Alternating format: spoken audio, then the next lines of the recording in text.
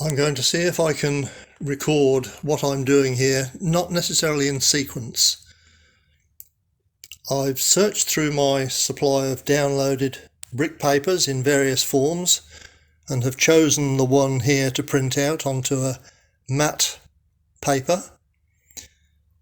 A heavy duty paper. It's not a card, but it's a heavier paper with a matte finish.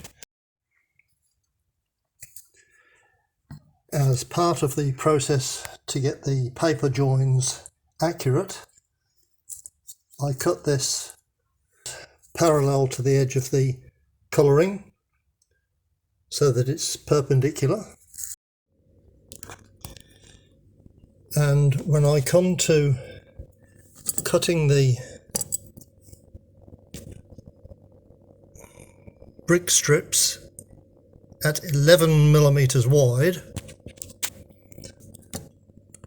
I will use my depth gauge to position the ruler at exactly 11mm from the edge before I make my cut. I have stuck it onto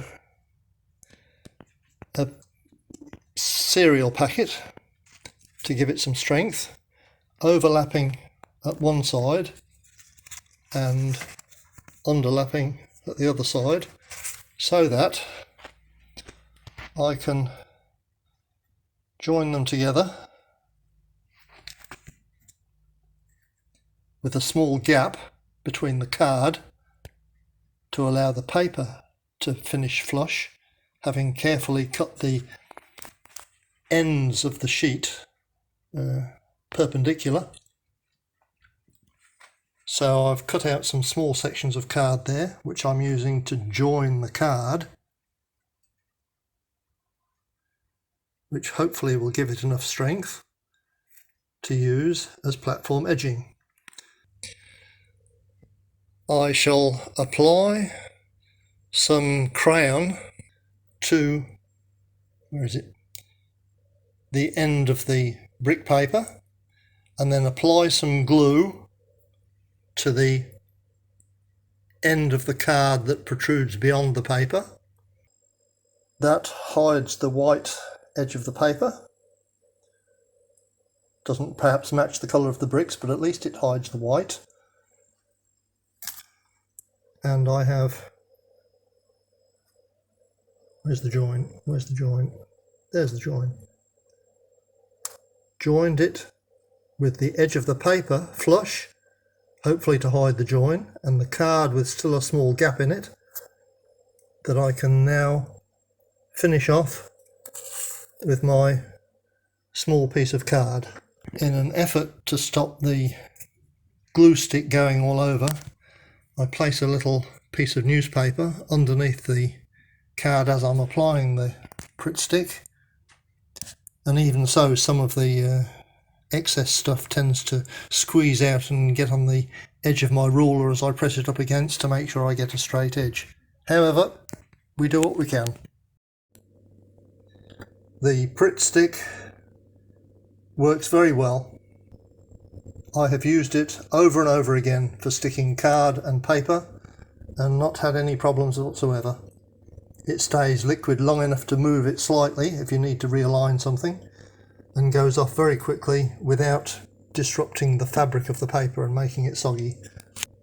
The roller finishes off the pressure application really nicely to make sure that the join is substantial. And I've got one more piece to add to this. I need 1.9 meters of platform edging to go down that long curvy platform, so that's one more piece to join on. I had cut a few of these pieces of brick paper out before I thought of gluing the card on first, so I've got a few bits of spare that will hopefully come in useful later on. The last ones I did, I used the scale seams, which involved wrapping 1mm wide pieces of card with brick paper for the support under the platform ledges. That didn't work very well. However, that was what I used to do these station edges, having used a ceiling tile as the material for the platform itself, because it's soft enough to cut into various shapes and was nearly the right thickness. This one, I've used what was left over of my ceiling tiles, because this is a straight platform. Didn't really need to cut very much at all. I discovered that when I sight up that ceiling acoustic tile, the thickness, if I'm visualising another millimetre of card on top, looks to be about right for the height to match the steps in the coaches and the carriages. And with hindsight, I discovered that the construction was different and the layout was different, but the thickness of my platforms isn't enough. I perhaps need to go over these platforms again with some more card, because they're just not high enough. There's a huge gap in places between the height of the platform and the height of the steps. However, that's another of the things that has to go on the bottom of the to-do list. But the platform in Banbury is a curved one, and I didn't fancy doing all that, plus I didn't have any tiles left, so I taped some pieces of paper together to hopefully give it some rigidity in terms of the whole overall shape. Taped it down. That was before. You can see I'm halfway through subsequent things, but I'm just putting it down here so that I can show you that I used both a carpenter's pencil and a block of graphite to mark through the paper for the inside rail position. I'm going to use this piece of paper to cut out the final platform top when I get round to it, because the next job was to provide the supports for the platform. And I'll just go around the other side. And I've done that simply by cutting pieces of card into 11mm wide strips. That is the height I want my inside of my platform to be. And I made a little skate with enough room to fit a propelling pencil down to mark 2 lines parallel to the track at around 8 and 10mm from the outside edge of the track, so that I've got a guide to figure out where I wanted things put. Now, I have run my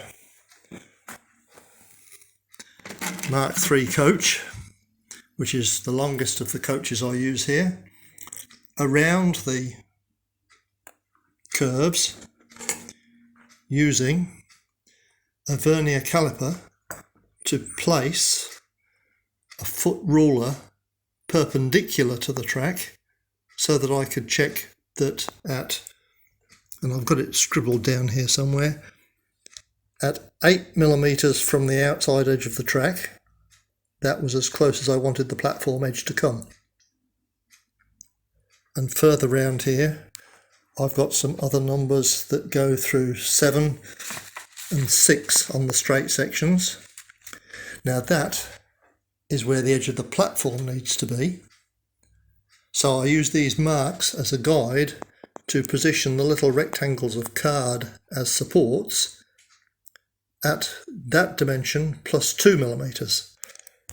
Hopefully a half or so for the platform edge and 1.5 for the overlap, which may or may not be accurate or the right scale, but it's what I've chosen to use. And I'm taking the platform here through underneath the storage space I've got here that hinges down over my reversing loops, so that I can hopefully see some platform through the entrance. But hey, that's all in the future. We'll just have to see how it goes, because there's still canopies to figure out and all sorts of other stuff. But I just wanted to show you that that's what I'm doing to make my platforms. I have been over all the places I've been gluing and picked up the cobwebs, the ones that I can see anyway. I shall have to go over it again before I run any trains, because the last thing you want is one of these bits of cobweb wrapping around your axles or getting on your wheels. So that's something to do when I get finished. I've just brought the platform edge through. Now I've got to decide where to start and stop it. So we'll go around and see if I can position it and mark it, and then see if it's going to be in the right place.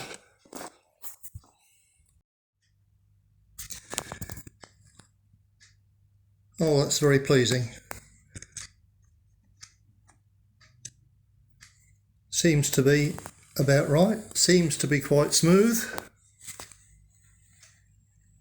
You can see just the straight sections between the supports that hopefully a dab of glue will fix in the future, if indeed I need to fix it at all. Still a few cobwebs to find and get rid of, but that will be an ongoing problem.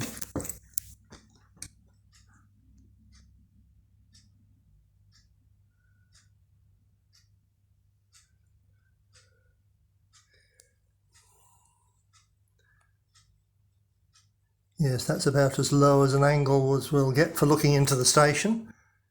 And if the platform goes that far, that'll be marvellous. Part way there, I've taken the slope of the platform up to that first card. That was a starting point for me, I think. So I've still got to do those anchorage points around the curve. The straight seems to be going reasonably well, but close scrutiny reveals that it's really hard to get the curve to be continuous over the length of 100mm between the spacing, because it's only thin card. But however, I think perhaps a few dabs of glue to hold that curve in place will do it. But is it ever going to be subject to scrutiny that close? I don't know. With the platform edge overhanging it, I don't think it will. Here's to success, partially anyway. This is about where I'm going to leave it for today. I've had enough standing up for today, so I'm going to go around and sit in front of my computer and see if I can edit this into a usable section and upload it to YouTube. We'll then look forward to seeing the completion of this sometime in the hopefully near future.